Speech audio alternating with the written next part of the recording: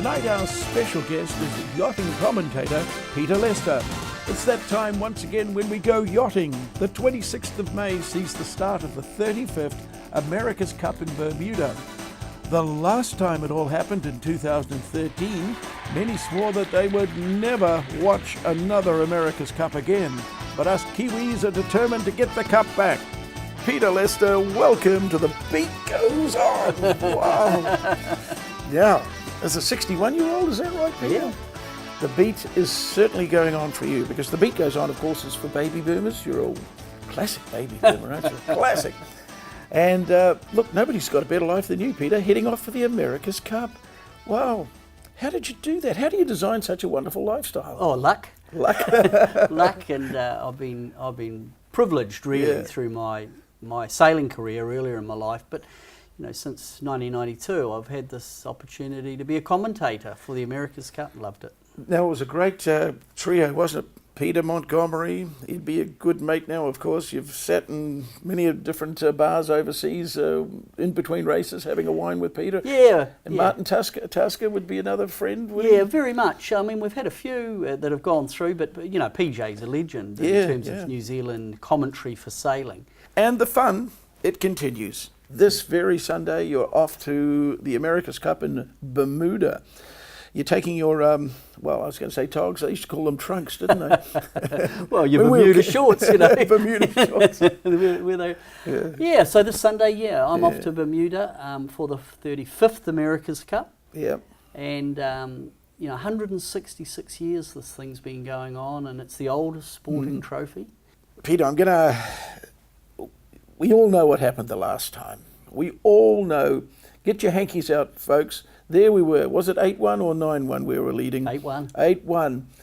And how could it happen? How could we lose all those races? And, I know the country went into a deep depression.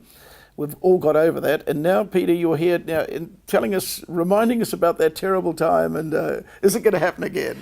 Well, I hope not. No, I hope not. And I mean, I thoroughly enjoyed San Francisco and the America's Cup. And I mean, like everyone, I was bitterly disappointed New Zealand couldn't get another win on the board. But that's sport, and that's yachting. And when you say, there's never an easy answer, why did they lose? To me, there's the stuff you can control. And that's what you do. That's what your boat's doing. They are the decisions you make. And I think that's why we lost the cup. Without a doubt, Oracle were getting better and better, and they may well have made some technical changes to the boat. In fact, we know they did. But we all want to think there was a conspiracy. Somebody diddled us. That's what we want to think, don't we? You can think that, but in the end, I think that New Zealand stopped developing the boat. And you hear Team New Zealand, the new Team New Zealand, talk about that. We're going to be developing the 50-footer right up to the last race of the America's Cup. So that came out of their debrief. You stopped developing at your peril. Funnily enough, KZ7 was the same in Fremantle, right back when New Zealand started in '86, that they were very comfortable with KZ7 and they stopped developing the boat. Dennis Conner came along, and he went through started off a bit quiet, but by the finals of the Louis Vuitton Cup, beat Chris Dixon in KZ7. Yeah. So one of the findings from 2013, when we lost 9-8 in San Francisco, is don't stop developing your boat. But I think the key why we didn't win the Cup in San Francisco, too many mistakes. Nearly capsizing the boat, rule infringements in pre-start, a major port starboard incident on the downwind and the repeat of race 13. Race 13 was a resale, remember, the light air race where they could have won the cup. That was a disappointment. Psychologically, big blow. But in the end, Team New Zealand made too many mistakes, and that's why they lost the cup. Now, I shouldn't really ask you this, Peter, but Mr. Dalton and Mr. Barker, can you put any blame on either of them? And should we have lost Mr. Barker and as opposed to Grant Dalton? What's your feelings about the two of them? Look, what do I think? I think there had to be change, without a doubt. There had to be change. So either Dalton had to go or... Yeah, and in the end, I think, given the way the game played out, if there is a risk if Dalton had gone, the ability to put together the corporate dollar to make it happen probably would be a pretty steep hill to climb.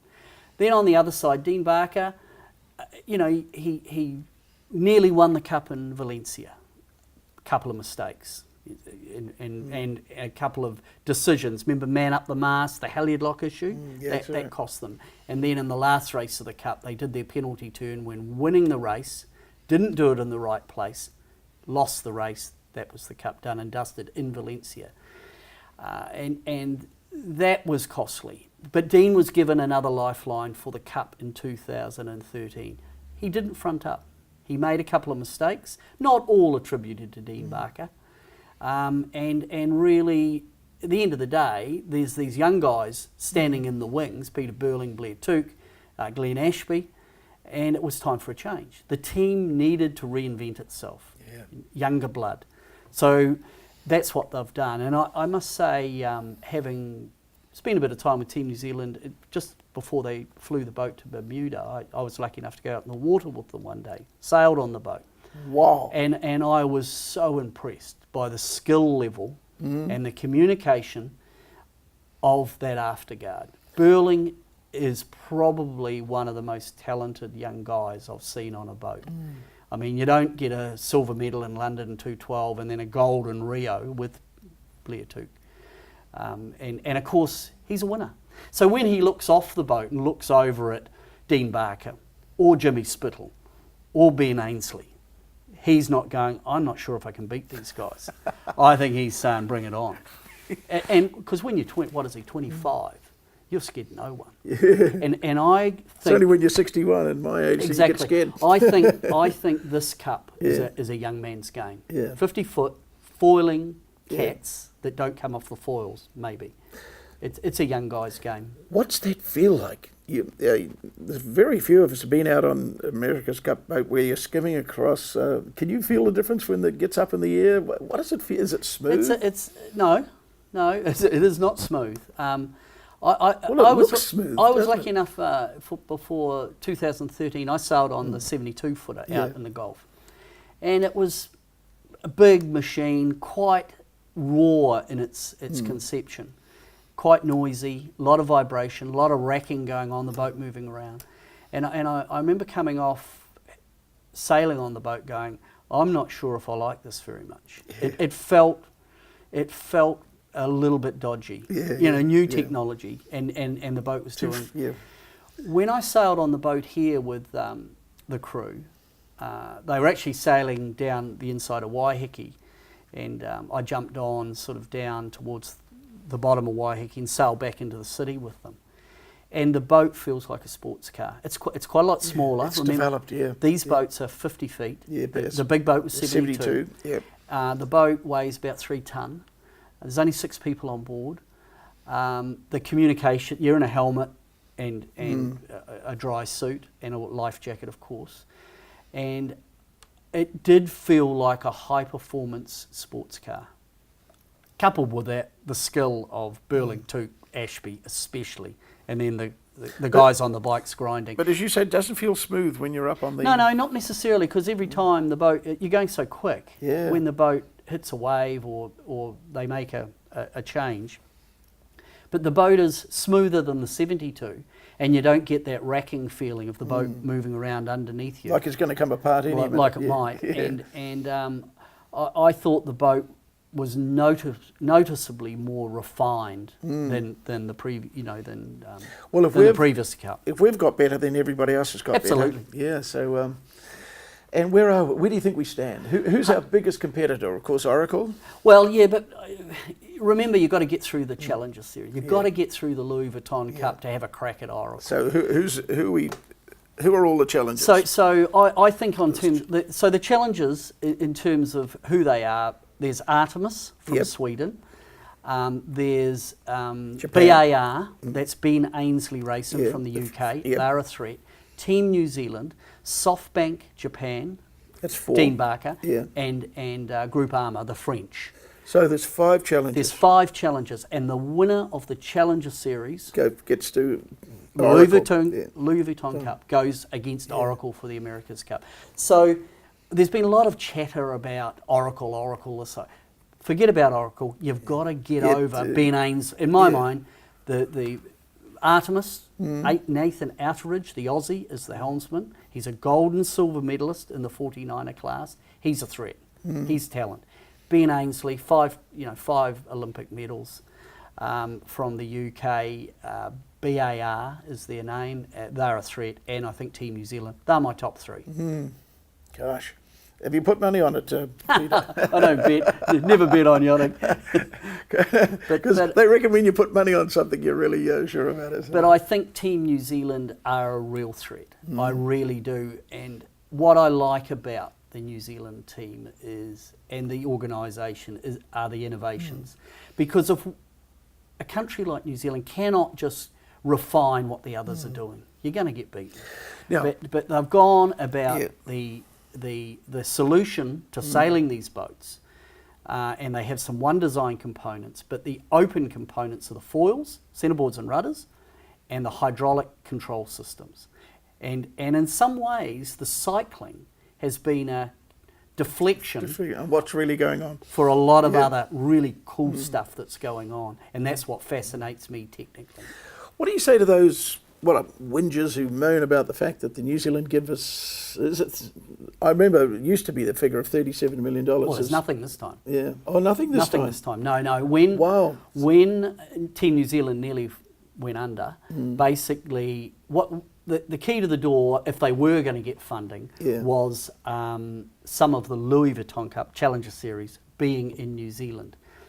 Oracle, or ACEA, it's the America's Cup Event Authority, changed the rules. So we couldn't. And they flicked it out of New Zealand, and that was pressure from Oracle and friendly challengers, and that doesn't include Team New Zealand.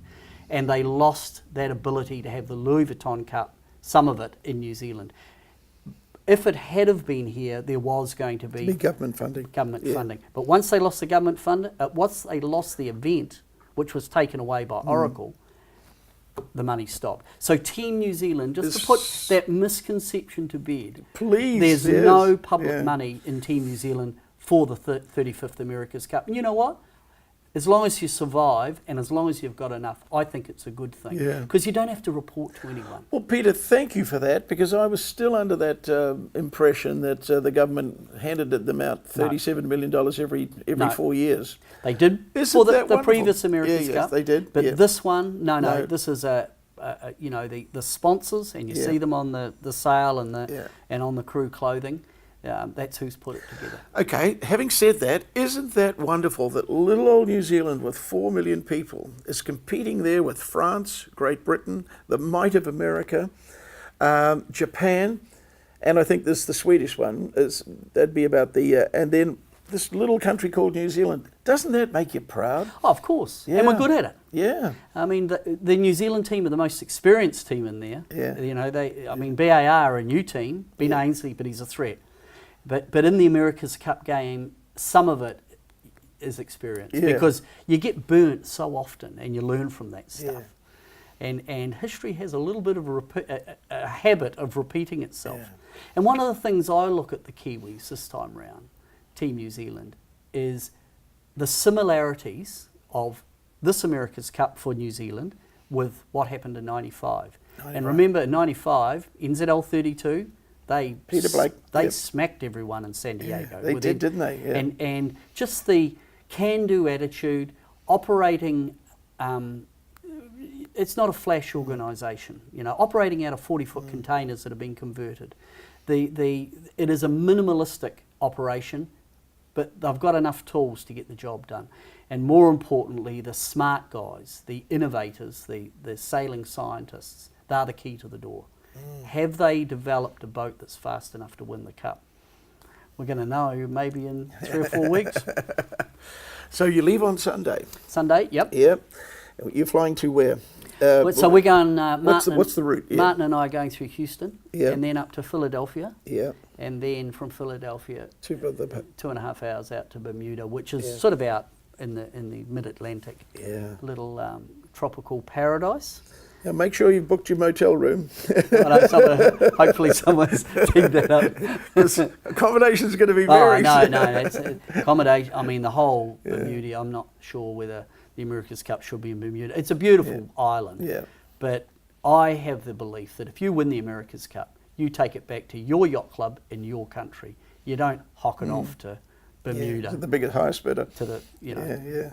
But, you know, $77 million talks. So, unfortunately, that's the situation. I think the host yacht club for the America's Cup, which is Larry Ellison's club, the San Francisco Yacht Club, that's where the America's Cup should be. Larry didn't feel that San Francisco really got behind him the last time, did he? Yeah, not the yacht club though. His yacht club, which is it's a great little club down under the bridge.